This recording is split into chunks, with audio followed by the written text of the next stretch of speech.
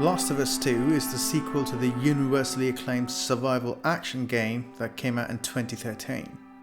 A sequel was inevitable, but most players, including me, were skeptical of getting a sequel to a tight, self-contained cross-country journey that ended on a fitting note. But developer Naughty Dog didn't just make a sequel like their other franchise, Uncharted.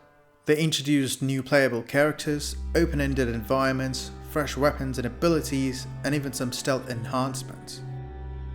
One of the biggest changes though is the structure we've come to expect from a Naughty Dog game. Last of Us 2 essentially is split into two halves with two different playable characters who have subtle gameplay changes that bring different playstyles. There's also a tiny open world section that mixes exploration, cutscenes, combat and environmental puzzles in an organic way. And like most of their previous titles, it switches between cutscenes, combat, exploration and cinematic set pieces to keep the game moving at a swift pace. It improves on the survival stealth action gameplay with new mechanics like prone, which lets you crawl under tall grass or cars, new scroungable materials that let you craft silencers and explosive arrows. You can even squeeze through tight gaps and walls.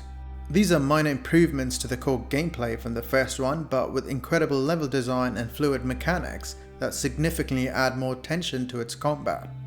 So I'm Vamsy from Player's Narrative, and let's deep dive into the gameplay mechanics and story of Last of Us 2.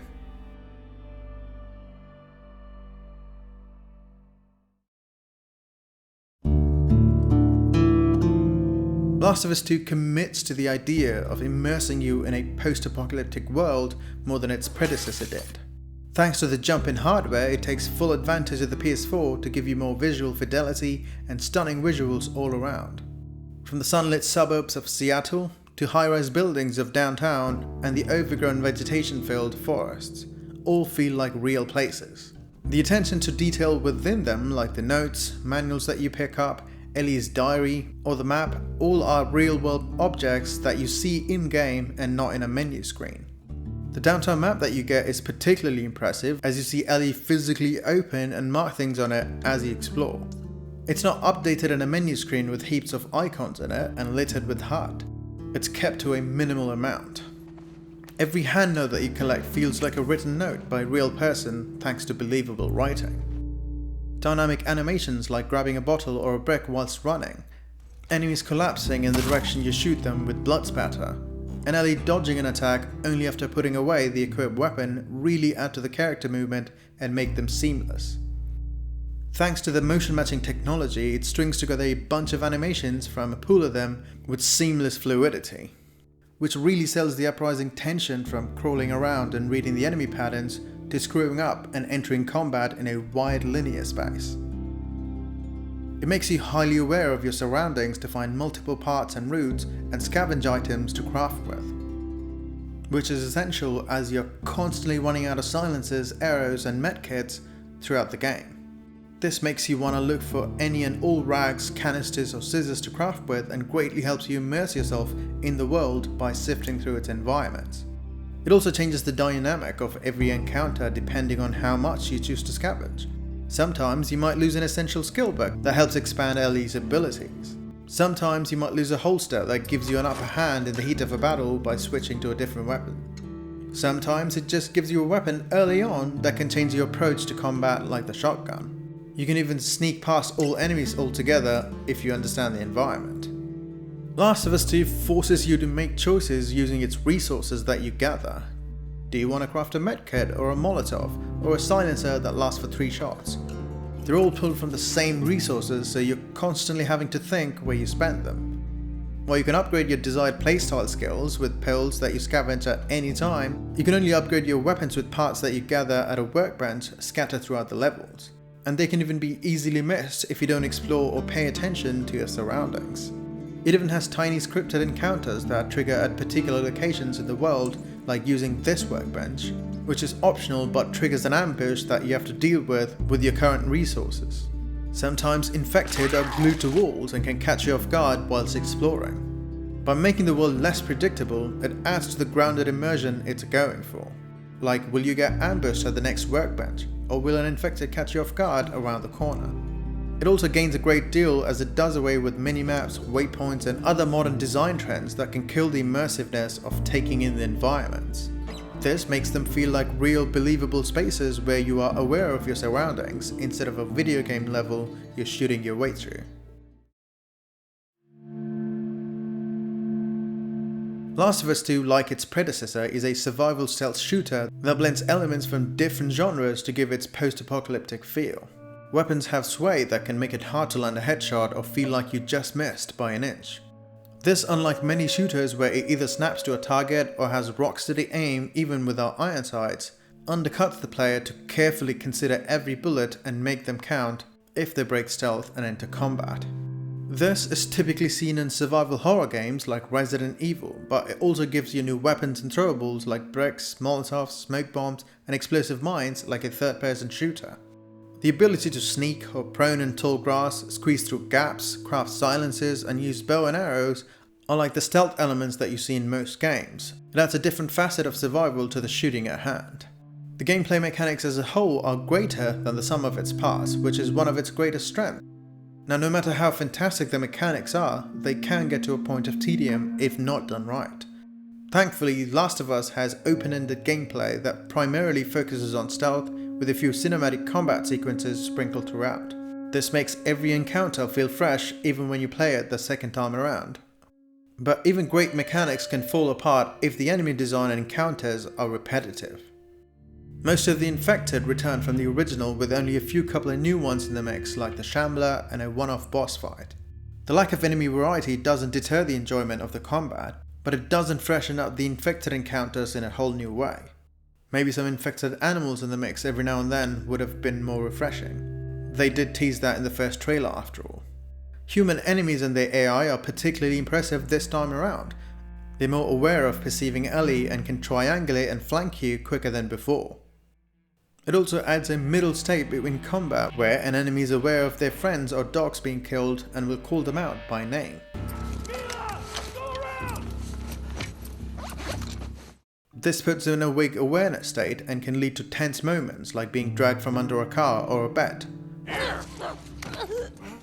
Dogs can track your scent and keeps the action moving instead of just hiding behind cover and waiting for a window in an enemy's patrol pattern. I particularly like the encounters with Seraphites where they communicate with whistles and only use arrows and melee weapons. These feel really distinct from fighting WLF soldiers or the Rattlers.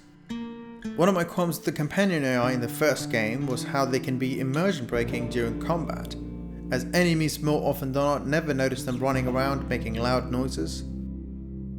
One of the first companions that you get is Dina.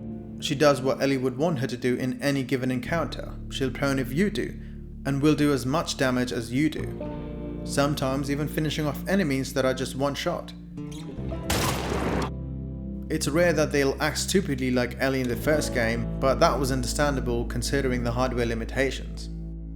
Enemy AI also fares better this time around, as Ellie mutters them to be quiet and stabs them in the throat instead of the loud grunting from the first game with their buddies around.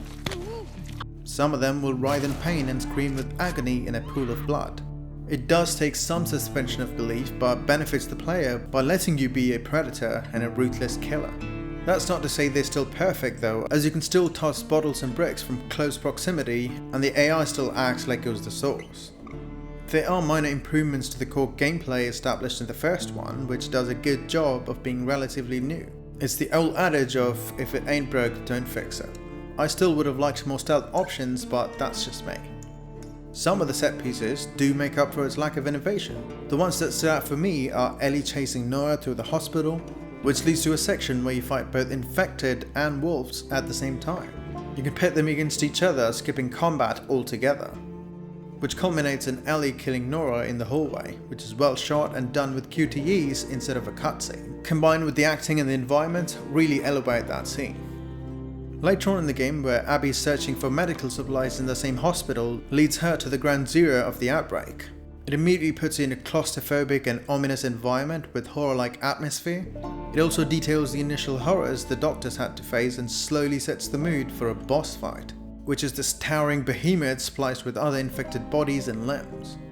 It cleverly forces you to adapt to the situation and use the environment to gain distance from the Rat King.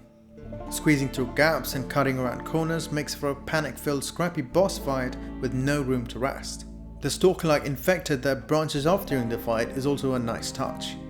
The level also shows you how horrific its world can be, in contrast to the violence that you commit. Similarly, some of the escape action sequences are fantastic, like the one where Jesse and Ellie drive away as you shoot the wolves, and the section where Abby and Liv escape the burning village on the island as they face both wolves and scars at the same time. It also ends with a melee boss fight of sorts that shows off the more fluid brawling mechanics that feel brutal. Moments of levity like the museum chatter with Joel and Ellie was particularly a highlight for me. It feels most like the part that's ripped right out of the first game. The writing here is fantastic and shows how believable these characters are.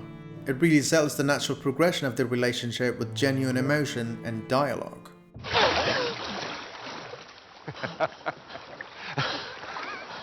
What is wrong with you?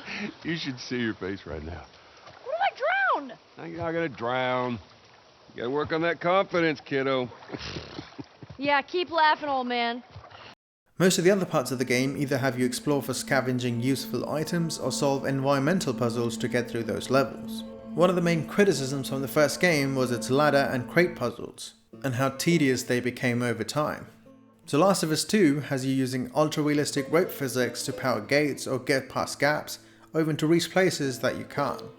Well, these are a step above the ones that you saw in Last of Us 1, where it feels like a missed opportunity to make more complex environmental rope puzzles or Lost Legacy-esque conundrums. The ones that did work are some of the saves, as you'll have to pay attention to your environments and are genuinely interesting that enriches its storytelling. There's one where you have to unlock the save with a couple's wedding anniversary date, and another with close neighbours who trust each other. These, unlike the other saves, have you find notes and pay attention to the room and its environments to deduce the combination yourself. And most of them have genuine rewards like a holster or a new weapon. Which ties into the exploration and scavenging section that mostly cover the downtime in the 25-hour journey. The downtown open world section, ripped right out of Lost Legacy, was a standout. It rewards your exploration with supplies, weapons and environmental storytelling like a bank robbery that's gone wrong on Outbreak Day. You even learn about other major characters early on through notes and details. There's also a few upgrades like a long gun holster and a training manual littered throughout. The main objective is to get gasoline and is interestingly designed as it dynamically changes the location of the canister and the gasoline to either the synagogue or the courthouse depending on which one you visit first. This makes sure that you explore both of them to complete the objective. While Uncharted uses this to increase the difficulty of each puzzle, Last of Us just switches up the order in which you complete the objective. It fits the more scrounging survival nature of the game, but adds no gameplay challenge progressively. Combat difficulty is quite static and uneven throughout the game as you gain more weapons and abilities, but the enemies or encounters don't have the upward rhythm of an escalating challenge. It also resets your progress halfway through, which makes the gameplay flow feel uneven and the reprogress feeling like a chore for the second half.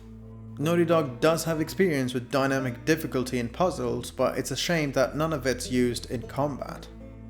Combat variety is also seen only a few times throughout the whole game. Once during the hospital section, and another one during the climax where both infected and human enemies appear at the same time. And the Ground Zero boss fight that feels something out of a Resident Evil game. Most of the enemies you fight for the vast majority are either the infected, or the wolf soldiers, or scars. Stalkers, bloaters and shamblers are seen once or twice, but could have been used more frequently to make up for the lack of variety.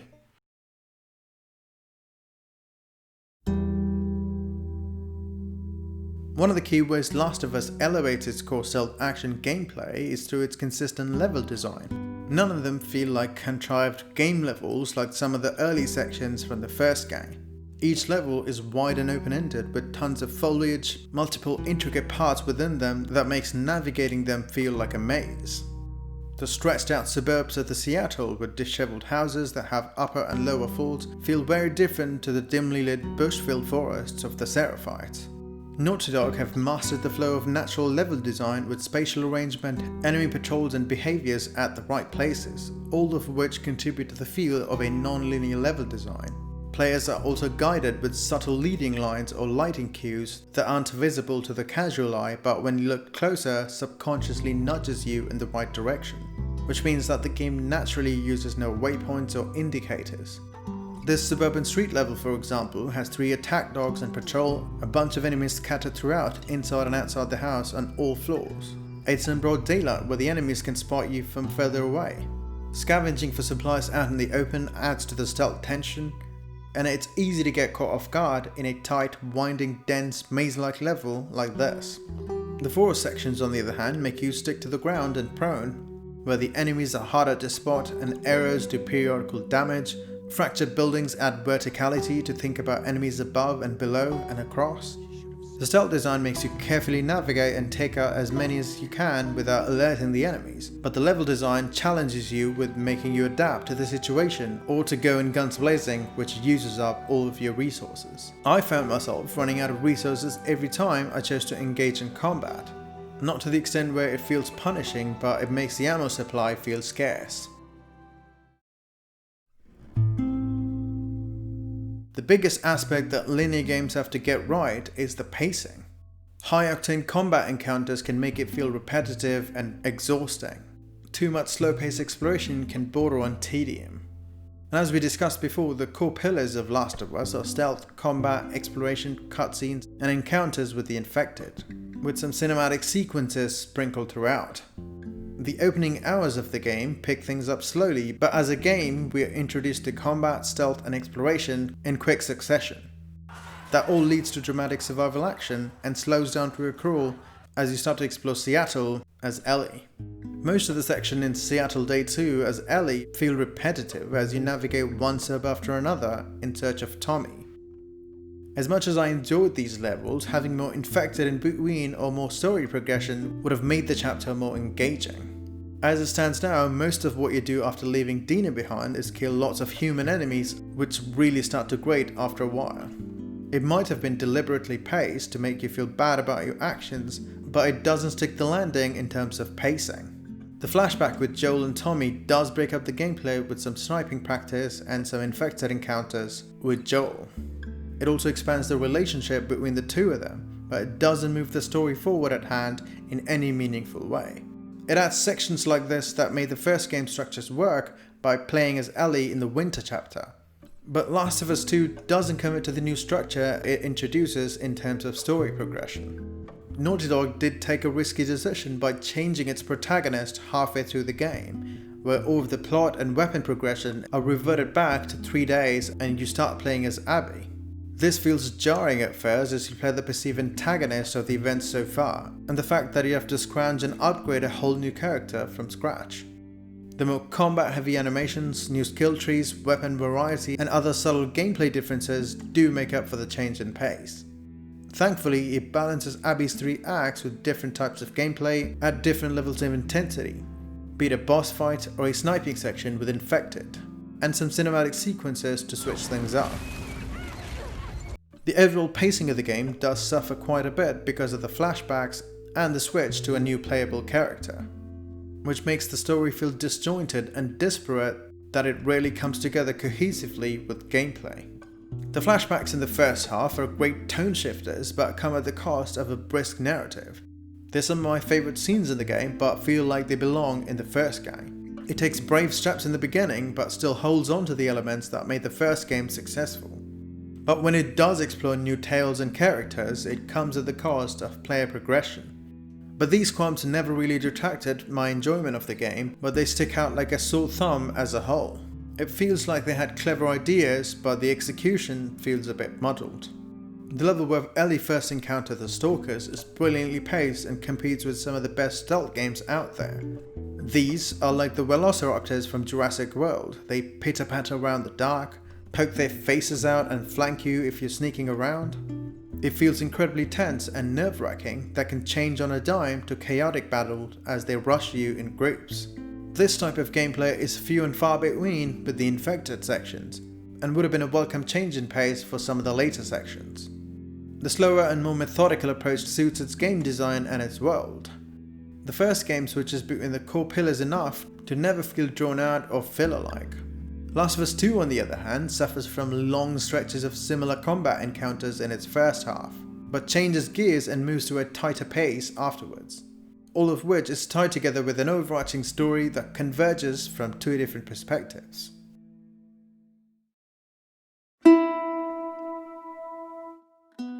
It picks up after the events of the first game, where Joel saves Ellie from the Fireflies and is settled in Jackson. Joel confesses his guilt to his brother Tommy, reflecting on his actions that doomed humanity of a cure. This catches the player up to speed and shows both the living, thriving town of Jackson and the bond Joel and Ellie continue to have in it. Joel also gifts her the guitar that he promised that he'd teach in the first game. It's a sweet moment that captures the mature writing Naughty Dog is capable of. 4 years have passed and things have clearly changed. Ellie isn't with Joel, has made new friends that she hangs with, goes on patrols together, and in general has a happy life relatively. We're introduced to Abby and her friends who are on the outskirts of Jackson. Clearly after Joel for reasons, but her partner Owen is apprehensive as it's a whole town. Despite this, Abby goes off to the outpost alone, hoping to meet one of the patrols along the way. Ellie and Dina, on the other hand, are out on patrol to clear any infected and log their activities at a guard post. A blizzard impedes their journey back, forcing them to take shelter in an abandoned outpost that was once their own. We learn of Ellie and Dina's history and their relationship, where enough time has passed for Ellie to trust other people and not stick to Joel all the time. She's clearly uncomfortable with the relationship she has with Joel at this point, but isn't overt to the point where it's obvious. Abby, on the other hand, gets into trouble with more infected and is saved by Joel right before getting mauled to death by an infected. She's indifferent at first, but fights with them to survive and leading them back to her group. Tommy and Joel introduce themselves first, which shows how they have let their guard down after spending years in a peaceful town. Abby shoots Joel in the knee with a shotgun and brutally clubs him to death in front of Ellie. The game takes its time to show how she begs Joel to get up and is filled with rage, which is understandably infuriating as Joel was the main protagonist of the first game and it's not something that you expect out of a sequel.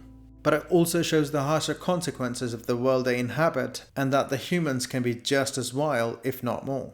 Ellie and Tommy are left alive and they comprehend getting revenge on them, but Tommy is a bit hesitant. Days later though, Tommy is already out on the tail of some of the people who killed Joel, and Maria lets Ellie and Dina sneak out to follow suit.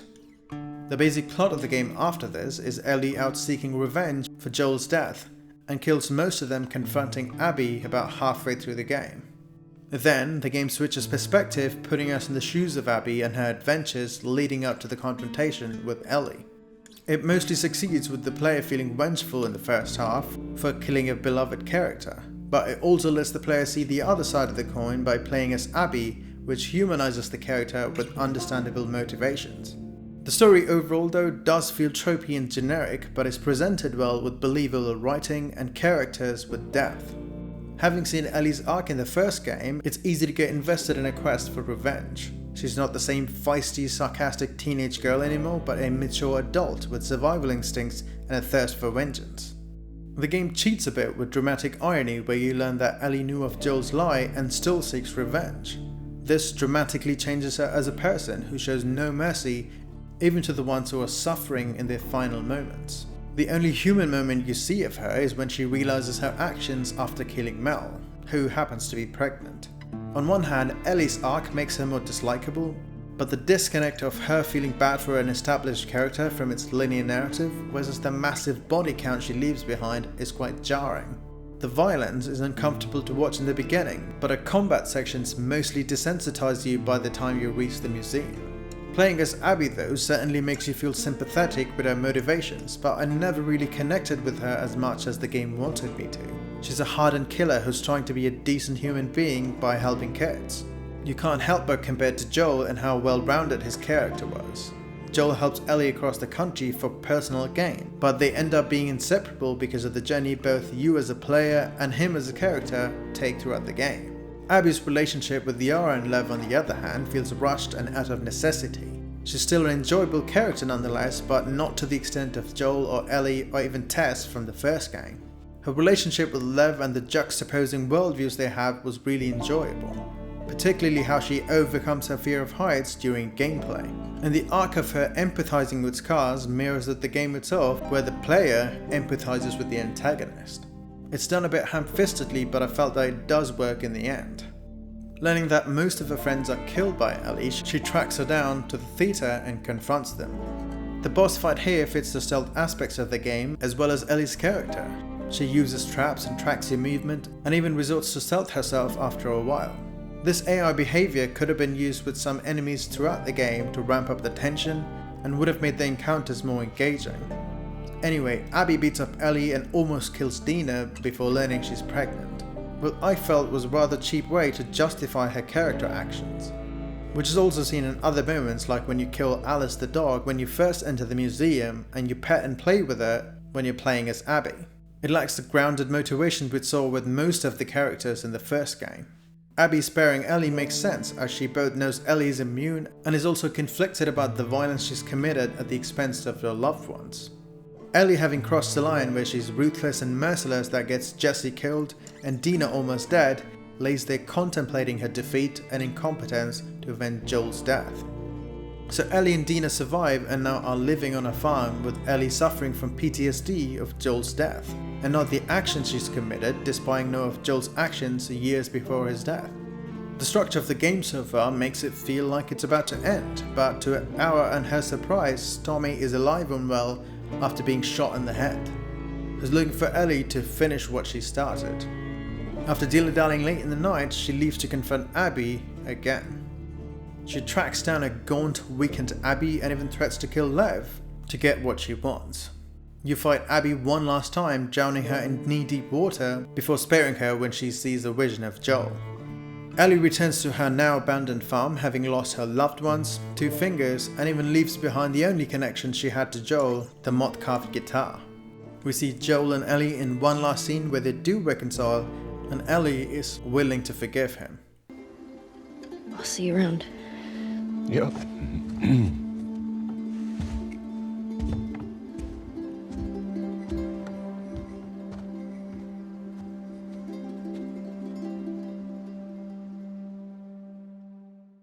So that ends Last of Us 2, and as much as I enjoyed the game, I feel the game should have ended at the farm chapter. The drawn-out epilogue ruins the overall pacing of the game and shows Ellie acting out of character at the end. She isn't killing people out of survival like Joel, but to seek vengeance for a loved one. And the game never commits to this fully, as she's shown to be still vengeful and merciless even to the guy who tells her where Abby is, having killed thousands of other goons with no remorse.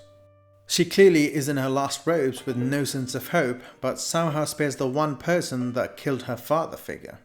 It feels inconsistent to the Ellie we saw she became eventually, and took me out of the story a bit and felt indifferent. I also wish the game tackled more serious issues and the harsher brutality of the world they inhabit. Ellie's sexuality could have been explored with the Seraphite cult and the conflict of reproducing her genetics, or the fight for a vaccine and Ellie's role in it could have been expanded upon. But as it stands, revenge stories have been done and done well before. There's not much ground to tread that's compelling. While the ending wasn't as emotional as the first one, it's a fitting conclusion that fits its narrative. It just could have been a few hours shorter and tightly paced from the beginning. Overall, Last of Us 2 tries bold things that challenges the ideas of conventional video game narrative. It mostly succeeds what it sets out to do, but stumbles its way to the end. There's times where it feels closer to a masterpiece material like its predecessor. The dinosaur museum section was incredibly memorable for me, and it's hard to explain why that is. There's also individual segments of the game that are incredible but never really come together cohesively in terms of the story. And none of the new characters are as nearly as compelling like from the first one, which had Bill, Tess, and even David to an extent. Jesse and Leps are the exceptions, who get a chapter or two but are shunted to the sidelines for most of the game. These wouldn't bother me in a regular game, but Naughty Dog have been held to a higher standard than this before for most of their games. The AI still not seeing you throw bricks from right in front of them is highly immersion breaking. It was understandable when it was on a PS3, but not when it's on a PS4. Last of Us 2 is engrossing for the vast majority of its playtime. The tense stealth action and survival horror bits are extremely well crafted, and it's also a great game that stands by its choices but asking the player to change their perception on a character's motivation. The ending might not be to your liking, but the journey is well worth its experience. In an age where the games are mostly safe and predictable, it's commendable that Naughty Dog took huge risks.